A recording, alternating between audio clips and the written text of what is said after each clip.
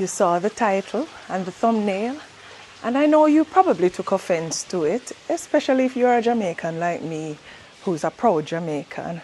And I'm okay with you taking offense to it because we're not going to mince words here. Sometimes you have to hear the brutal truth for it to have an impact on you. And I can talk about being broke or being poor because I'm learned, meaning I was there.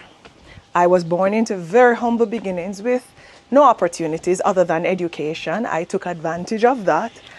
And even not graduating from high school, getting pregnant twice before I was 17 years old, having a child at 17, I was still able to figure out a way to achieve my greatest aspirations. And that's all that this video is about. I want to help you as a fellow Jamaican to achieve your greatest aspirations. So I just finished running some errands. My God, that stairs bust me. Anyway, I need to double down on my cardio. Anyway, I have set up a little station for us to talk on the inside. And I have a list on my tablet. And I'm no expert here, but I strongly believe that these are 10 of the reasons why so many Jamaicans are still struggling, still poor, still broke. And what you have to realize is there's nothing wrong with being born poor. I was there. It's a product of your environment. You're born into these circumstances. You couldn't have prevented how you were born. But dying broke is a choice because for all your life, you have opportunities to fix this. And you have a responsibility to do so, and you owe it to yourself to not leave this world the same way or probably worse. Rockstar Club, that's the place to be. Level up your life, come and grow with me. Mindset strong, we rise. Now, the first thing on our list, it's kind of obvious, but I still want to talk about it. It's that you are lazy. You're just not putting in the work. And I know it sounds harsh, but you know what? Some of us are simply not doing what it takes to achieve the goals that we set out for ourselves. Let me sit on the floor because I'm going to be a lot more comfortable doing that. Take as an example, you're scrolling through Instagram, it could be YouTube or TikTok, and you're watching these motivational or these how to make money videos like some of the ones I share on my main channel. And this is you. She can do that because she live a foreign. Me not have time for that. Next month me I go start. As a matter of fact, next week me I go start. What a lot of people don't realize is that laziness, it actually wears a disguise because it shows up like doubt, it shows up like procrastination, and it shows up as excuses.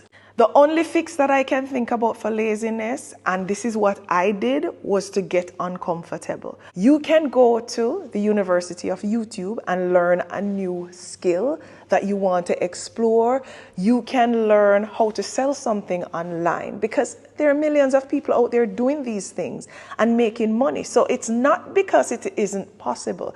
It's because you haven't decided or you are unwilling to do what is necessary to achieve similar success. So one of the things I did was, growing up, there was a vendor at my school, my all-age school, which is Springfield All-Age, and her name was Miss Bugsy. And Miss Bugsy was the vendor that sold us saltfish and cocoa bread for lunch and, other little treats. And I wanted to understand how vending worked. So I would help Miss Bugsy at lunchtime to sell. And Miss Bugsy got so comfortable with me helping her to sell to the point where she would go home and prepare more food while I'm selling until I had to go back to class. Now, I must tell you, there are days when I didn't go back to school because selling for Miss Bugsy meant that I got free lunch. And when you grow up in a poor family, free lunch is a big deal. So you may need to align yourself with a vendor or somebody doing something that they don't have to be doing it at a large scale. It could be something pretty simple just to learn from them and to feel your way through what it is that you're about to be uncomfortable doing. But let me just say here and now that everything that's going to make you life-changing money is going to take real effort. Otherwise, everybody would be making life-changing money, and you know that that's not the case, right? The lesson here is no put off what you can do today till tomorrow. Now, the second reason why I believe a lot of Jamaicans are broke, and most of what I'm sharing doesn't apply only to Jamaicans, but I'm talking to my people today. It's because you're living beyond your means. You have a champagne lifestyle on a bag juice budget. As an example, you may be earning $100,000 a month, but your lifestyle is costing you $200,000 a month. Every week, you're partying, you're wearing the latest Clarks, and you have Remy liquor in your cupboard, but you don't have food in your fridge, or your children can't get the books that they need to succeed in school. You see, the thing is, in Jamaica, we love to look good. And there's absolutely nothing wrong with that. But you see, with the Instagram pressure and the TikTok pressure, it'll mash up on your head. You have to learn basic budgeting. You need to start writing down the money that's coming in and the money that's going out. And then what you want to do next is to start cutting back on things that are not considered a need. And I'm not a big fan of cutting back, because I believe that the solution to living in abundance is not to cut back, but to find new streams of income. But because the laziness is there, I have to give you the advice a slightly different way. Cut back while you're figuring out the new streams of income. You don't need a new outfit every week. Wear the same clothing twice. You're not a celebrity. Humble yourself now so you can rise later. Now, the third reason on my list why I think a lot of Jamaicans are broke is our bills are too high. Fixed expenses mash way up in Jamaica, because usually our fixed expenses are much higher, like electricity as an example, than a lot of other places across the world. So it puts us under pressure. If you are renting a place for $60,000 as an example, and you're only earning $80,000, you are drowned. Add electricity to that, Digicel to that, your Netflix subscription to that, the loan that you have from the credit union, the loan that you have from the loan shark, and you find that you can't even breathe, which is why you're drowning. Now, I recommend something that most people won't be happy with or comfortable with, because everybody thinks they have to be independent. But let me tell you something. If I was born in a rich family, my mother or father or grandparents, which is who raised me, would have to scrape me out of that house before I was ready. I was gonna continue to live there rent-free, contribute to a few bills. I actually encourage our adult sons to do that as well.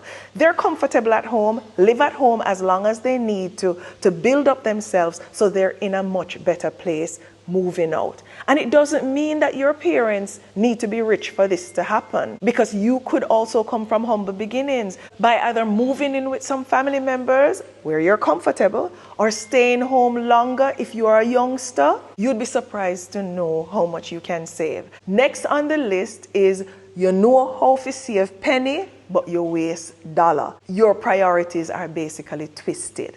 Some of us will walk downtown to buy tomatoes for $100, but we swing by through a fast food restaurant right afterwards. You'll buy a new wig for $12,000, but miss your JPS bill payment. The fix is to prioritize. Saving small is good, but managing those big expenses is even better. Don't spend the whole week trying to get free Wi-Fi at Starbucks if you're still gonna buy the latte for $900 while you're sitting in Starbucks. Check your habits. You can't have a full basket with hole in at the bottom. The next reason is because you're not tracking your expenses. Them all over the place. I've often asked people how much you spend on your bills every month, and the response is, me no know. Because of that, you forget bill dates, you forget loan dates, you get bank charges, you get bad credit. the account dropped below the minimum balance, and the impact is far-reaching. Going back to the original point, use a little notebook, list out everything that you're spending money on, when the loan is due, when the bill is due for payment. And what I'm sharing is not going to save you a ton of money, or it's not going to stop you from being broke overnight. You have to get into the habit of doing a number of these things for it to have a real impact while you pursue other ways to earn money. The next reason on my list is because every sale makes you weak. Basically, you have a weakness for sales. You see something that says 50% off, you really don't need the thing, but your heart starts racing and you convince yourself that you're saving money. And you're going to spend money that you are not supposed to save this money. Before you buy anything, think about it for a while. Do not make a rash decision. And ask yourself this: would I buy this if it wasn't on sale? And if your answer is no, it means you don't need it, nor do you want it, really. Don't fall for the barter trap if the original thing wasn't necessary to begin with. The next reason why you're probably broke, and this one is very real, is because you're underpaid or you're under-earning. Plenty hardworking Jamaicans out there simply don't earn enough money. And there was a time in my life where I made a little bit over minimum wage, so I can relate. Teachers, security guard, domestic workers, cashiers, in some instances, BPO workers, and even hotel workers. When this happens, you have to get creative in stretching that paycheck like you would stretch dumpling dough. But in that case, cutting back, sometimes it don't help because you can only drop your rent and your bills to a certain degree. This is where you have to figure out either other ways to make money from other streams of income while you're working that job, or find additional ways to learn new skills, acquire education so that you can step up in life and earn more. Or here's my little trick, believe it or not, if you're in a job that's not field specific, do you know that every time you resign and go to a new company, you can ask for 15% more? I'm one of those people who stayed in the same job for over 15 years and then 7 years. But that's because I was getting regular increases, because I was getting promoted. It does not make sense for you to sit in a job at the same level for 2 to 3 years. Resign, take the skills that you have learned, go somewhere else, and ask for 15% more. If you keep doing this throughout your life, it's not gonna make you rich. This video is not about that, but it's gonna definitely increase your earning potential. And remember, you're gonna do those other things that I talked about earlier as well. The next reason why I think a lot of Jamaicans are broke is because they don't have passive income. And passive income is when you can make money without showing up, or you show up initially, but whatever you do or whatever you create, it keeps making money for you over time. For a lot of us, we stop work, we stop getting money. And the problem with that is there are only 24 hours in the day. It's not even enough for you to be rich if you're working a job and only sleeping 3 hours per day. It's nearly impossible. So you have to find a way to create things that will work for you, will earn for you while you're sleeping. And that's what passive income is about. You can start small by publishing an ebook like I shared in this video on this channel, which explains how to create an ebook using AI completely. And remember to personalize yours. I didn't in that example, but remember my videos are not formulas, they're guides. So personalize yours, and marketing is important because ebooks or books don't sell themselves. So you're gonna have to go and either do a course. There are a lot of free courses out there that you can do about how to sell, or you can get guidance from somebody you know who is having success selling something. If you have a car that you drive to work and park up most of the day and then drive it back home, why not rent it out? I know it's informal, and I'm not here to tell you to break the rules, but we can be creative. Or you can add it to a fleet. Talk to somebody who have a formal rent-a-car company and say, you know, I have a good vehicle. I want you to add it on these days or during these times. It may not be practical for everyone, but these are things that people are doing. You can also watch videos about creating t-shirts that you can sell online. and you create it one time, it keeps selling. Or you can learn affiliate marketing, where a lot of the persons that you are clicking on when you're going through social media that's wearing something nice or showing you something nice in their house, and you go click their link to buy, they're making money. That's affiliate marketing. It's something that you can do without any investment up front, and it's something that you can do and earn passive income, because after you post that link, everybody later on who goes and click that link and buys the product, you're going to make the affiliate commission. Now, this next reason definitely keeps a lot of people broke, but you know what it does as well? Even people who are achieving success and making good money, sometimes it knocks them right back down to being broke, and it's not having an emergency fund. One funeral, wipe out all your savings. One doctor visit, or even a minor diagnosis, that's it. One tire blowout, and poof, everything gone. Your emergency fund doesn't have to be a lot of money. It could be 3 months' pay. My advice is 1 year pay, but it doesn't have to be that much. And if you're not a fan of emergency funds, make sure you invest in insurance instead. I have never worried about having a lot of money put aside when I was much younger and taking a lot of chances and opening all kind of businesses, investing in real estate. I remember one real estate project left me completely broke, and I didn't worry about being broke at that time. Why? Because I had health insurance, which I wasn't paying a lot back then. My oldest family member that I cared about was my grandfather. I had a life insurance for him. My mother, I had an insurance for her as well, critical illness and all of that. And when you have that in place, you can take more chances, because sickness will not wipe out your money. A funeral will not wipe out your money. So you can set up that structure if you're not disciplined enough to have an emergency fund. But all of that doesn't save you if they decide to fire you tomorrow, and for 3 months, as an example, you're out of work. That's where the emergency fund becomes critical. So I highly recommend it. You don't have to start by saving a lot. Save little. Even $1,000 a week add up over time. You can do a partner. A lot of us Jamaicans throw a partner. When we get that lump sum, put it into your emergency fund. Don't use it to splurge. It's better to have it and not need it than to need it and not have it. And the next reason why I think a lot of Jamaicans are broke is because you're deep in credit card debt. Plastic and mash way up. The credit card is going to give you $50,000 today, but you're going to take back $100,000 tomorrow. You buy a blender with your credit card and you pay for it 5 times. That's not convenience, that's chains. I think of debt as modern day slavery. And it's no joke, because most times it's because of what you owe while you're working that job that you hate, or dealing with that boss that constantly disrespects you. What I recommend you do is compute all your debts. Put them together in that same little exercise book that I mentioned earlier.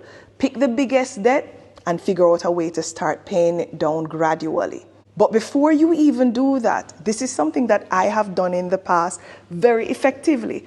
Go to the bank and negotiate with them. During the pandemic, we were putting together the debt-free plan, and we had a mortgage for at least one of our properties. We had vehicle loans, and there was also a secure loan that I had where I'd given the bank my money and then borrowed against it. And when the pandemic came, that was a sign to go back and negotiate. And the first thing we did was to negotiate our interest rate. It was at 9% for the mortgage at the time, and we negotiated it down to 7%. Now, could we have done without it in our family? We could have, but you don't want to leave money out there. You want to scrape every dollar that you can get. And in your case, if you have a credit card and you have an outstanding balance that you're unable to pay, you can negotiate a payback amount that's less than what you actually owe. Some of these lenders are just trying to recoup something. And after doing that, get a debit card if you're bad with credit cards. That way,